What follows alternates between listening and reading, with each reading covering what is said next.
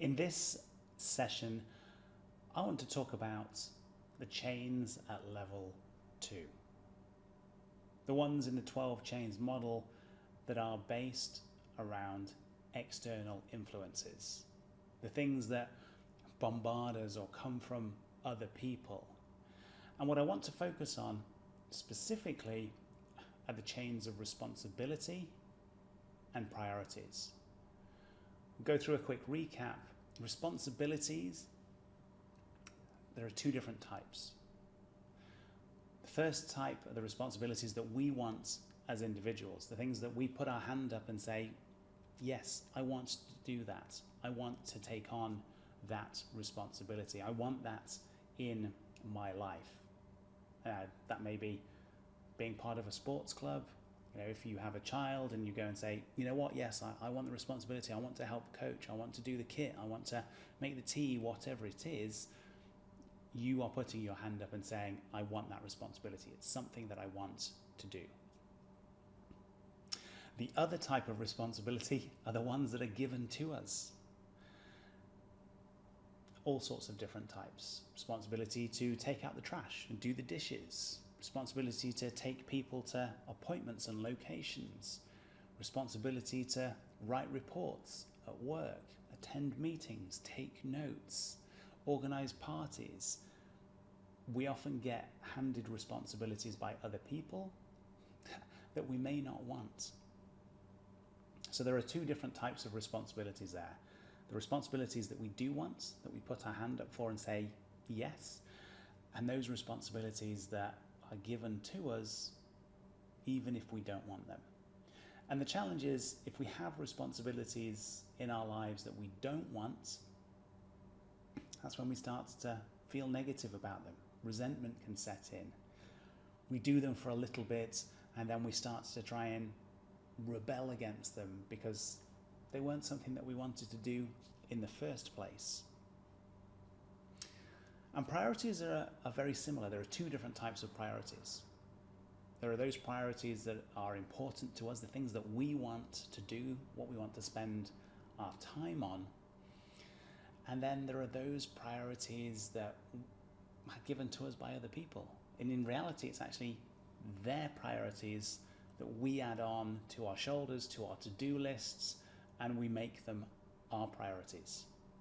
And again, we get into that situation of we spend all of our time doing things for other people and not working on the things that are important to us.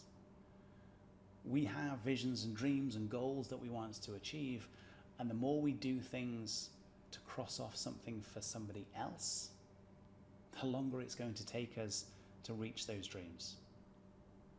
We need to think about our priority lists and weigh up which of the items are actually our priority for me. What is the thing that I need to do today, this week, this month, that's going to help me move forward to where I want to be? And which are the things that actually are from other people? Are they super urgent? What's the impact going to be if you don't do them, if you delay them a little bit? And that's something that I'll touch on shortly. So there's a recap there of the 2 different types of responsibilities and the 2 different types of priorities. And these are 2 of the chains at level 2. And what I want to give you are a couple of exercises that you can do just to help you understand these in a bit more detail. We can sit and we can think through them and go, okay, I think these are my responsibilities, and okay, priorities, that changes, but some of these are the ones that I see on a regular basis. The exercises, I love creating lists. I have to-do lists and sticky notes all over my desk. So the first exercise for responsibilities is just to list all of the responsibilities that you have. It could be, as I said, taking the trash out, doing the dishes, getting the car fixed, taking somebody to appointments, planning a party at work. Whatever those responsibilities are that you know you have on a regular basis, just write them down. And once you've got that list, the next part is to just mark them and tag them. Which are the responsibilities that you want that you asked for, that you feel good about. Just put you can stick a star or a plus sign next to them. And then those that are not really the ones that you want, that drain you, that make you feel negative, that you didn't ask for but were handed to you, just mark those with a minus symbol, a negative symbol, a downward arrow, something like that, just so you can start to see the difference.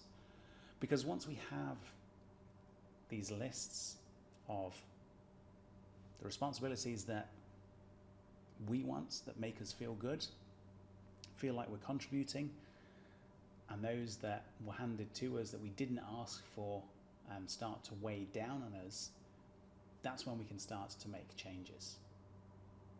If we have that list of responsibilities with the minus sign or a down arrow, or the negative lists, we can start to think, okay, how could I hand some of these back?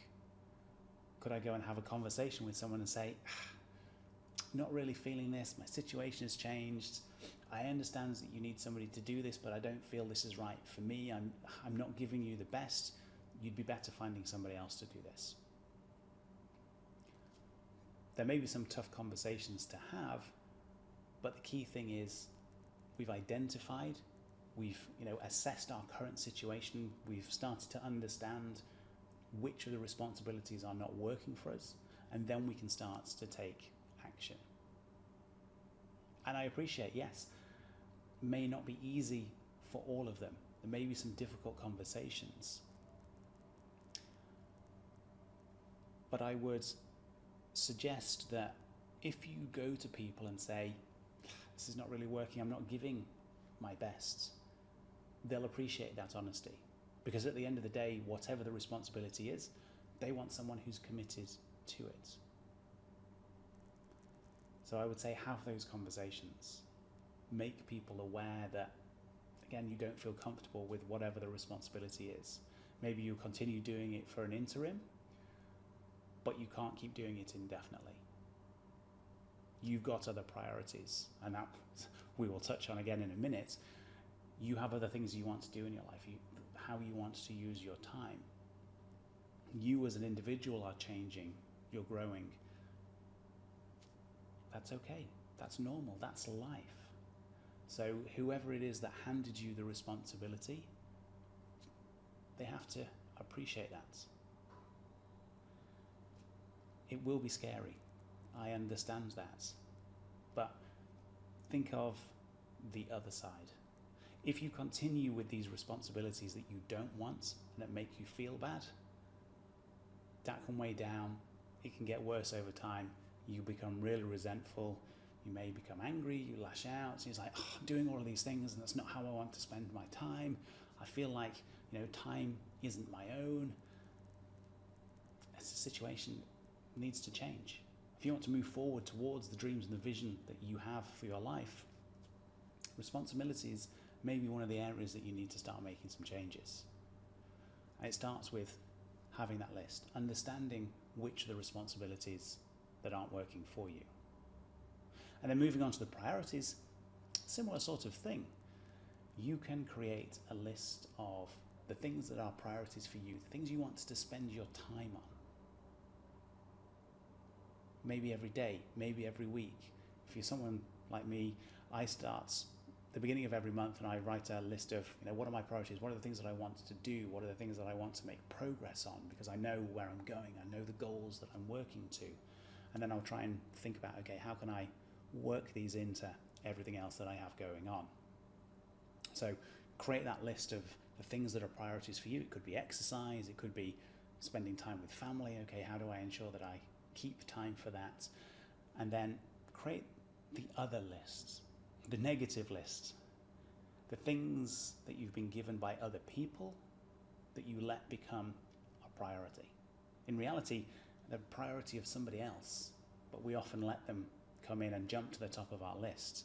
Could be writing the end of week report for your boss, who actually gives it to you half an hour before you are going to walk out of the office away for the weekend, but they still want it done before you leave.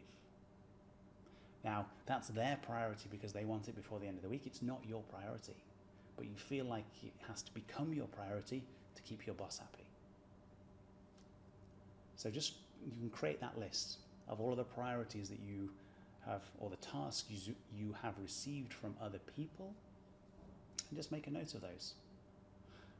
Once we have that list, we have it in black and white, we can start to understand it.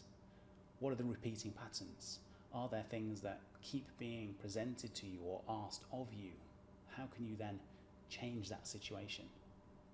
Can you preempt your boss asking you for that report? Say, I know you want this, I've taken a stab at it, here it is. Or do you say, I appreciate this is something that you want doing, but actually I'm trying to finish off this other thing before the end of the day. Can you help me understand which would you prefer me to do? I don't have time for both.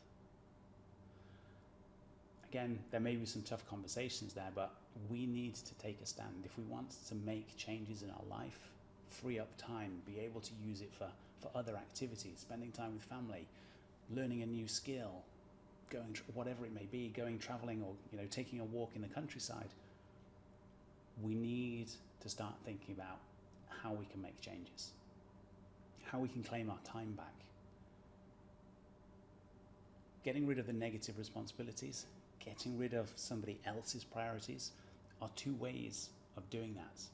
And creating those lists is a starting point. We can see them, they're in black and white. We can update them over time. And then once we have them, we can start to take action on them. We can start to see, okay, of the lists that I have, which are the ones that take up the most time, or maybe the easiest to remove yourself from. You'll know better than I will what's on your list and how you feel about them, but that's a way to look at them. Are there things here that may be easy to give to somebody else, get them involved, share the load so that it doesn't necessarily become a priority or responsibility for you? How can you remove yourself from those situations? And when you do that and you're successful and you have those conversations, you change the situation, it does two things. One, it frees up your time, which is great, because then you can focus on other things. And the other thing it does is it frees up your energy. Other people's priorities and the responsibilities that you don't want, they drain. I said they weigh down over time.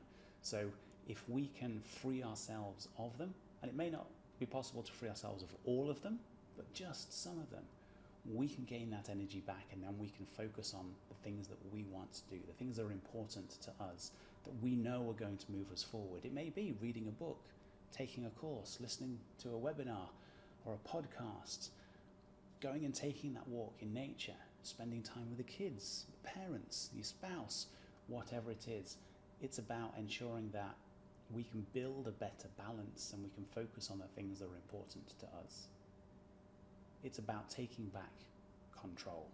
So these are two exercises that you can do to help you assess what's happening currently and the chains of responsibilities and priorities, and then what you can start to do to make those changes.